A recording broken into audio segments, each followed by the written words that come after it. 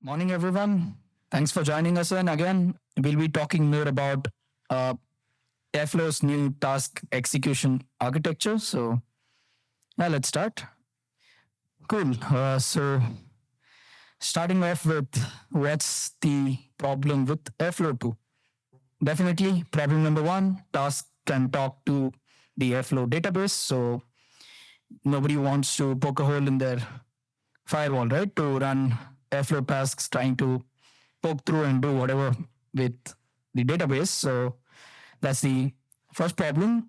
Second one is definitely if you ask anyone who's trying to upgrade between the versions of Airflow 2, let's say 2.x to 2.y, they are nervous due to various reasons, but they're definitely nervous while upgrading. Third problem is Airflow 2 is hard to scale because of some database limitations and a lot of more problems, which I'll discuss later. But yeah, definitely it's hard to scale. And the last problem is this is a strange one, but tasks have to be on the same network as the database because of heart beating. So tasks need to have a direct database connection, even if they don't really have to use it for connections, variables, whatever. But even a sleep task would need to have a database connection to Heartbeat. So yeah, that's one problem. Right. So okay, quick question. What do you think will happen if I run this tag in Airflow 2? Right. So those of you who are not sure, yeah, I don't will not take any responsibility if you actually run it. Do it at your own risk. But yeah, please don't. Right. Coming to the upgrade challenges, I mentioned people are nervous, right?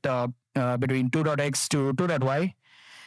And there are a couple of reasons for those. The first question when you're trying to upgrade between these two versions would be the obvious question, right?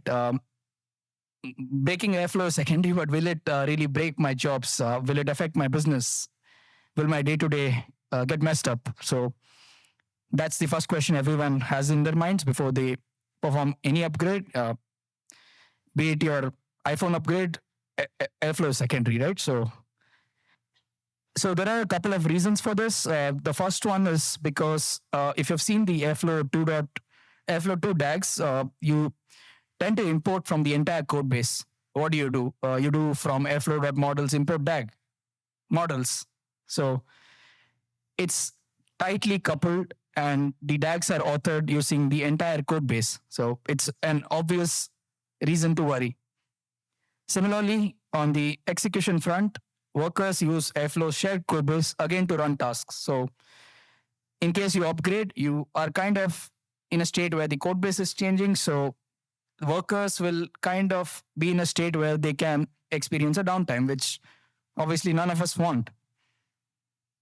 And the other question, you're using, like 1600 providers. I'm sure we don't have so many, but yeah, take a number. You're using a lot of providers. So your obvious question here will be, if I upgrade between 2.x to 2.y, do I even have to upgrade my provider?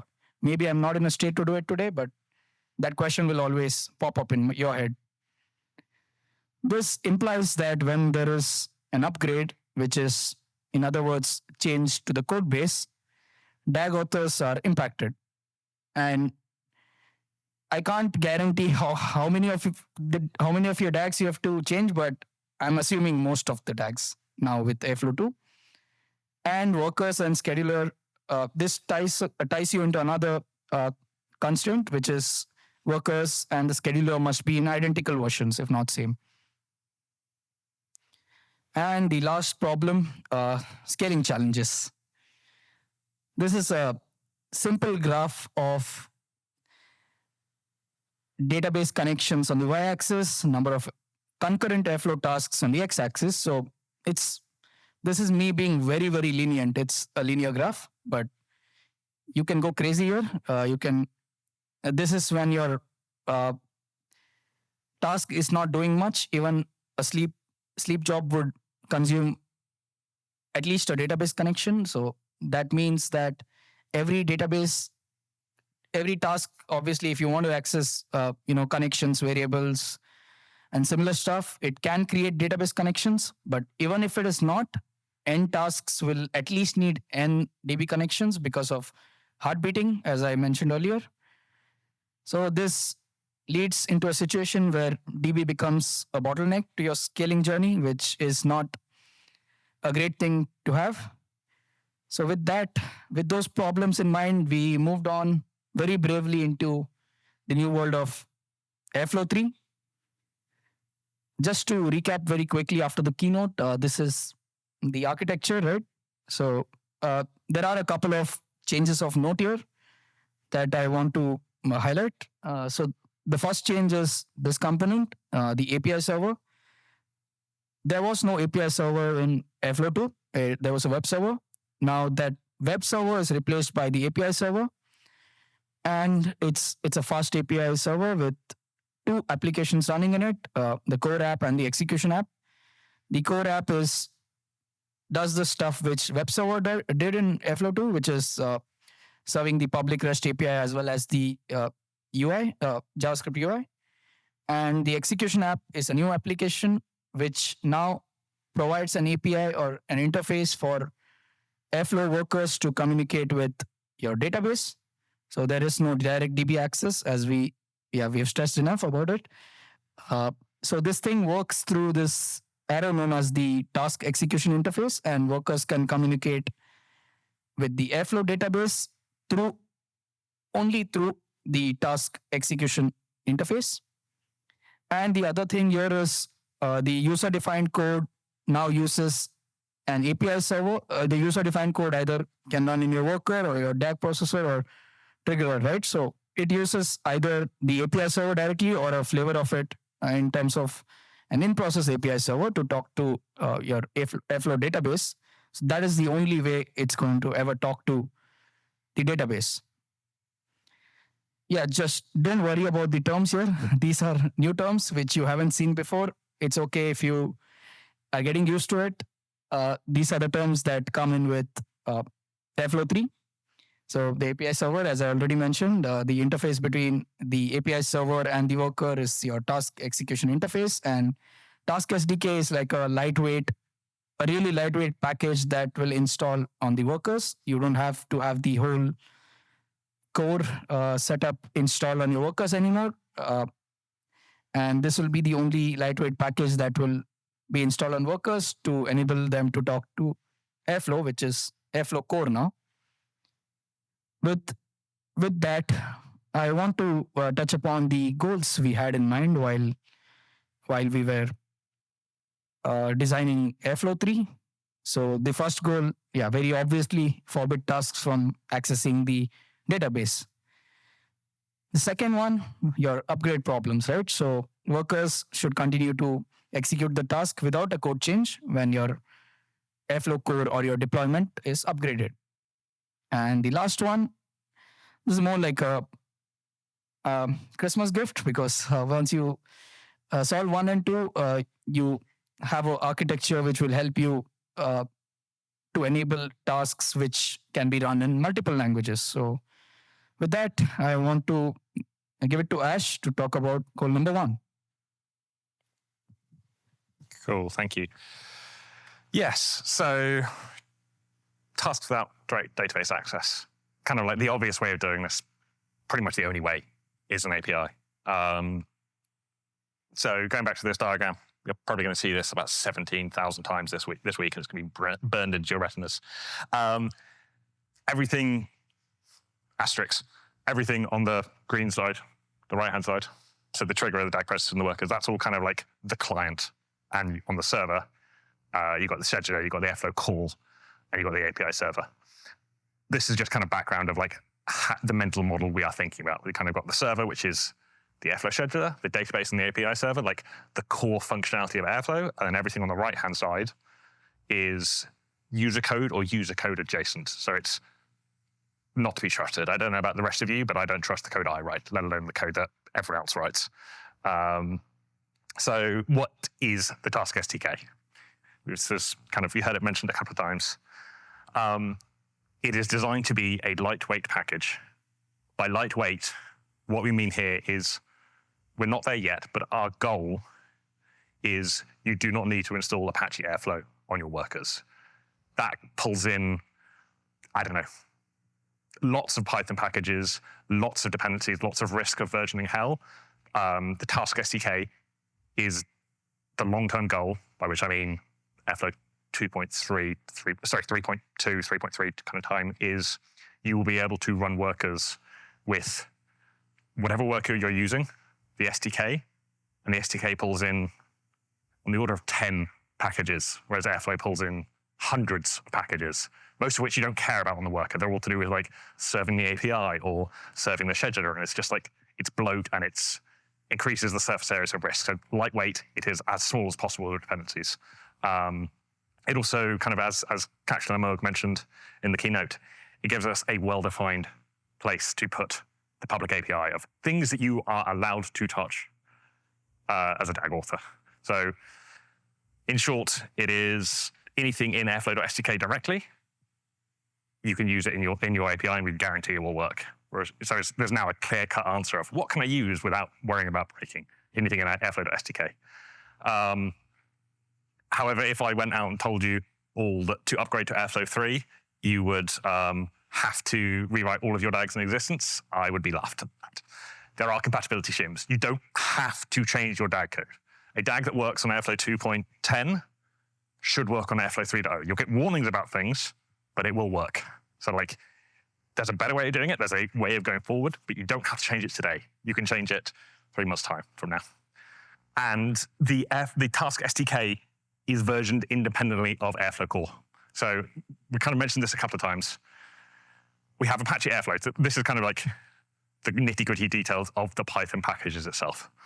So if you do a pip install Apache Airflow, that is now a meta package, i.e. it's a package with dependencies and no code itself. That pulls in Apache Airflow core, that's where the scheduler and the API live, and it also pulls in the Task SDK. Currently, we are Airflow core 3.1, and we are Task SDK 1.1. The goal being, at some point, we're going to stop depending on one, and to get your workers, you'll just install Apache Airflow Task SDK, if you want to. If you just want to get started, just pip install Apache Airflow, or UV pip install, whatever. So that's kind of the background. Now we are going to get into the kind of the architecture, the way the Task SDK works. So again, server and client split as normal. This kind of conceptual split between the supervisor and the task code existed pretty much since Airflow 0.1. It's kind of refined, but the basic idea is the task code is your code. And Python being predominantly, still to these days, single-threaded, we can't guarantee anything we try to run in that process will ever actually run. It might crash. It might be misbehaved. You may never let our thread give a chance to run. You might stop that thread. Who knows? So the supervisor is a separate process which spawns and watches and monitors your task code. In Airflow 2, this would report directly to the database, the status. However, obviously in Airflow 3, we changed things. So the first thing to mention, the task execution interface has one glaring omission by design. It doesn't tell you how to get a task to run. It doesn't tell you what tasks to run. That is the job of the executor. So the edge executor provides an API to say like, hey, I'm a worker on QX or QY. What jobs should I run? What workloads should I run? That's kind of like we've got the worker down here. It is responsible for going, here isn't, we call it execute task workload. That's kind of the class name. It says, here is a thing to run, hands it off to the supervisor, and that's where the task execution interface and the task SDK take over. So there is, by design, this gap, which will need some work, but right now that's where it is. So when a task workload comes to the supervisor, comes to the task SDK, the first thing it does is goes and speaks to the server and says, hey, I'm going to run this task now. This request serves two purposes. One, it's a way of passing up-to-date context information about the DAG run, events, things like that, down into the worker, because there could be a delay of minutes, hours, who knows, between task getting queued and it actually getting picked up on a worker. So we need up-to-date information. So that's this first step, first job of this request. The other thing that we do here is this is a chance for the scheduler, the API server to say, don't actually run this. Something else has gone wrong. It's been cancelled. It's been dequeued. So it's just a checkpoint of, I'm about to run this. Should I? And then it kind of goes through and then spawns the process. The other main job of the supervisor is to perform the heartbeat. It's quite a simple thing. As I say, it launches the process. It watches it. If it ever dies, it goes like, oh, something went wrong and we'll update the state. And it just tells the API server, hey, this task is still alive. If you've ever seen zombie tasks, that is when you stop updating the heartbeat, the Airflow scheduler will eventually go, hang on a minute, something's on here. And then obviously, as we've kind of harping on about, variables, connections, and XCOM. The worker code does not make HTTP requests directly to the API server. It could, we decided not to. So every request in the task execution interface has a strong identity. What I mean by this is one of the changes we made in Airflow 3.0 is task instances before the primary key was, let's see, it was DAG ID, run ID, task ID, map index, 4. It's a bit of a mouthful. We gave each task ID a UUID. Each HTTP request is given each task is given a token when it executes, when it starts going, here is your token that identifies you. It is this particular try of this particular task. So that when a request is made to the execution API, we know exactly which task instance made that, which means we can do some interesting things with access control on connections. We don't have it in yet, but we have the ability to do it. We now have the place where you can say, only tasks from this DAG should be able to access this connection, or all sorts of things like that. We can also track, again, this is not something we have, but we have the capability to do it, and I'm probably going to add this in 2 weeks' time. We can track which connections are used by which DAGs and show them up in the UI. So you can go in and go like, hey, which DAGs are using this connection? And you'll be able to see it.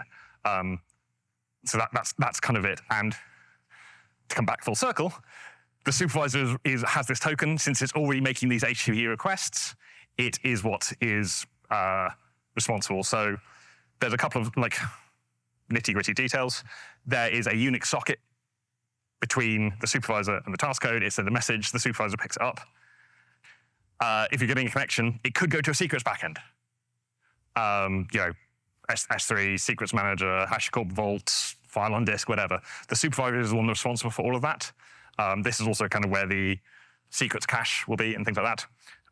It doesn't have to go to an API server. So we would have got this kind of one place of like, user code just speaks this nice interface, and then something else which is not user code that we as Airflow developers have a little bit more control and guarantees of, is where it works.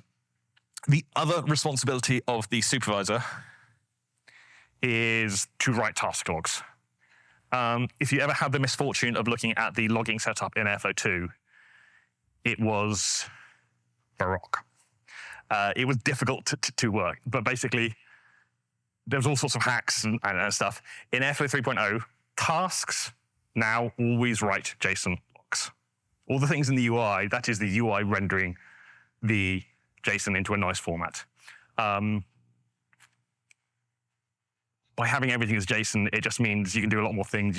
It's nicer, it's modern, and you can still view it nicely. It also means you can change the formatting later, because the formatting is now only a display concern, not a property of writing the logs. So it's just kind of a lot nicer.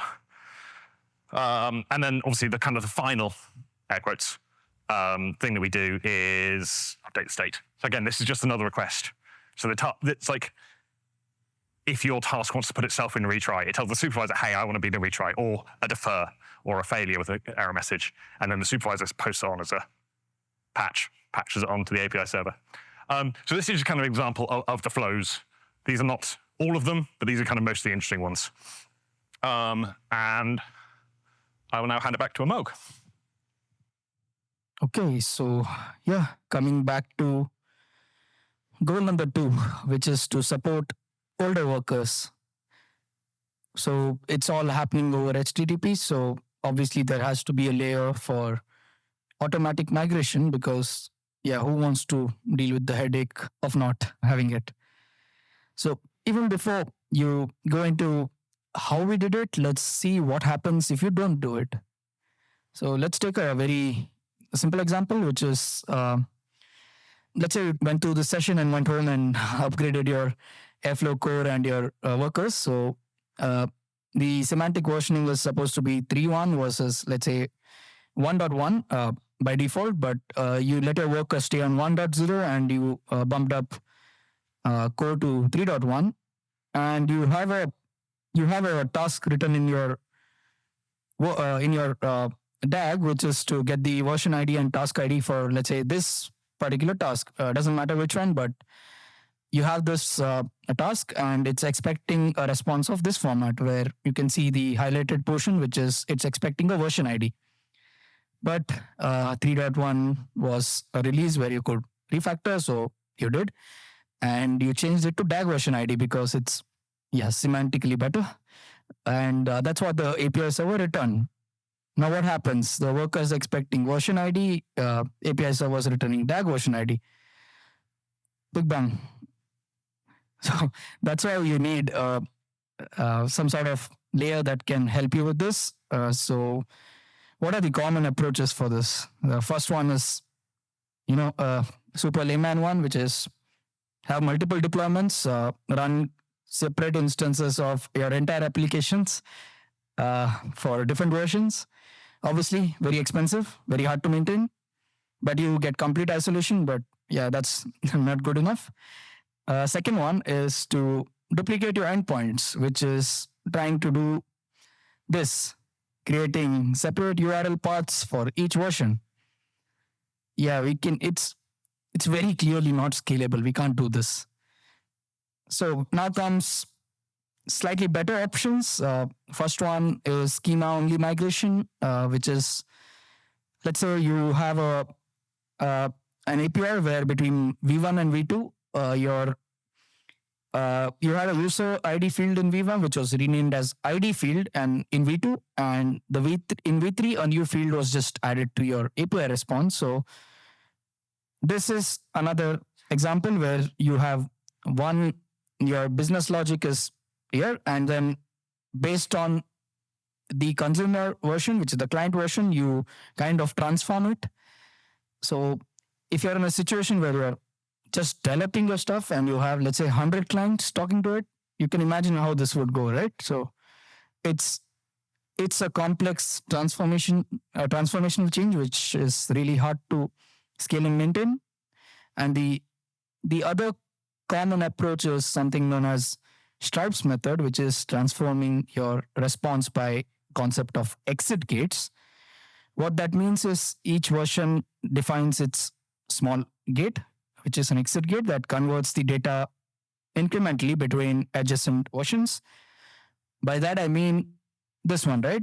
Between V3 and V2, a new field was added. So if I want to transform it between V3 and V2, I pop it out and I return it. Between V2 and V1, what I do is I repopulate ID as user ID and send it across. And for V1 client, if you have a V1 client talking to your V3 server, the data will go through V3, V2, V1 chain. So this is a better solution, and that's obviously scalable and maintainable. So we did that, and we used something known as Cadwin migrations, which is Stripe's method for Pydantic and Fast API. So Cadwin is nothing but time travel, right? So think of it like this. You have a worker running a software version on 28 April, and your API, Airflow API server, let's say, has moved ahead to today.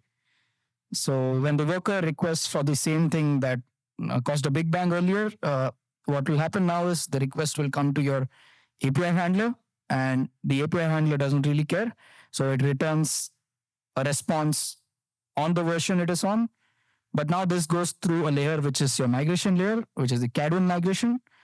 And Cadwin migration time travels between today and all the way back to 28 April, undoes all the changes that were made, and returns the version ID, which is what the worker wants. So CAD1 is basically time travel, which is trying to undo all the changes. Our goal with this is to support all task SDK versions back to, yeah, it's X, because we want to do it for every version ever released, but realistically, we have to see what's feasible, but that's what our goal is. And obviously, to recap, there are a few conditions for API migrations. First one, which is that your server must be at least as new as the clients, which means a new server can cater to old clients, but the other way need not be true. Take remote execution, for example, which is a classic case where server upgrades first and your consumers upgrade when ready or whenever they're available to do it. And CADWin will handle the chaotic version match for you. Right. With that, I'll give it back to Ash. Cool. Thank you. I think that's kind of worth reiterating the previous point. Our hope is that if you have a Airflow worker running with the Task SDK 1.0.0, the first release of it that lined up with Airflow 3, we want to support that indefinitely. I'm not promising that, but it's a statement of intent. It's what we want to be able to do and what we think we can do. That's kind of, CADWin's an open source product. It's on PyPy. Miro loves the Stripes thing. It's lovely. We think it gives us this power. If not, we can certainly support it for a while. It gives you somewhat limited ability, or unlimited ability, I don't know. You can make some backwards incompatible changes in your API responses and have it magically work, ? It's the goal. Anyway, so tasks in any language. As I mentioned, Golang, Java. But obviously, once you've got an API client in one language, I mean, we're talking about HTTP API. This is not difficult to write in, frankly, any language. So how does it work for Go? DAG bundles are compiled into binaries. As I mentioned on the keynote, you have, Go is a compiled language. You compile it in advance. So the way this works is it's using the same thing that powers Terraform providers. So if you ever used HashiCorp's Terraform, you install the providers. Those are actually, each provider is its own separate binary that the main Terraform launches and speaks gRPC over a local socket to. We're using the same approach here. This means we have a Go worker binary that knows how to get tasks and how to speak to the plugins, i.e. the DAG bundles, which means you can still get versioned Go tasks. Same ability. It's like as long as you define the mapping, the version ID the same, it can still work. I could go into lots of detail here, but it's mostly not that interesting about how it works. It's like reflection of stuff. If you care, grab me or talk to the code. But the interesting thing is what's actually involved in writing an SDK for a new language. First point, as I mentioned, Task SDK does not say how tasks get around. That is the edge executor, that is Celery, that is whatever else you like. For now, we might unify that. We will probably unify that, but it is a separate endpoint, separate mechanism right now. You build a client. This is the Task Execution API is written with Fast API. Fast API gives you automatic open API docs, so you can generate a client for it. It's 3.1. A lot of the client generators are only 3.0, so you have to do some downgrades, whatever. Work out how you're going to load your task functions. In Python, this is easy. You just import a file. You can tell Python, like, hey, go import this random path. Better trust that path, but you can just import it. Essentially, the next thing you do is stick it in a while true. Everyone loves load-bearing infinite loops. You need to monitor it. You need to update the state. There's a lot of nuance to this, like the exact state flow and like state diagram, but it's not complex. Once you've got it once, you can just go look at the existing implementation. What do I need to do? What do I need to copy? And yeah, you fill in all the blanks and then you you've got a thing in another language. As I say, Java will be the next one I will probably tackle. I've already had a few volunteers who will tell me how I can do that and what a good interface looks like. The goal we want here is when you are writing tasks in that language to feel like a native part of that ecosystem. Every language has its nuances, its idiosyncrasies. Like this makes it feel like Go. This makes it feel like TypeScript. And we should mirror those. We shouldn't try to force Airflow into those languages. The other thing, this is sort of just like a idea I'm kind of throwing out in the wild that you can think about, is tasks as RPC, remote procedure call. Right now, Airflow tasks are kind of like these self-contained units, and each workflow is its own entity. But if you've got clients sitting around, like right now, the way you would write as I kind of showed in the demo, you have like a separate deployment where your Go worker runs on its own thing, and it's there like a Python worker. If you've already got a Go monolith, I know Go microservice is more common, but let's say you've got a Go monolith and it's an e-commerce app. And for some reason, you're writing Go and using Oracle as your database. Very weird combination, I know. But like, okay, your Go app, your web app, all you know is how to connect to the database, or it has the network control set up and stuff. You could write a Go task in that process, in your Go monolith, and have it, let's say, order data. Get the order data for the last hour.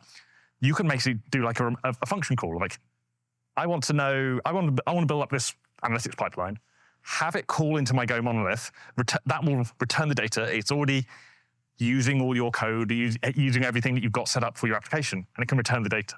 So this is a new way of thinking about Airflow tasks that I think could be really interesting, and we can see where it goes.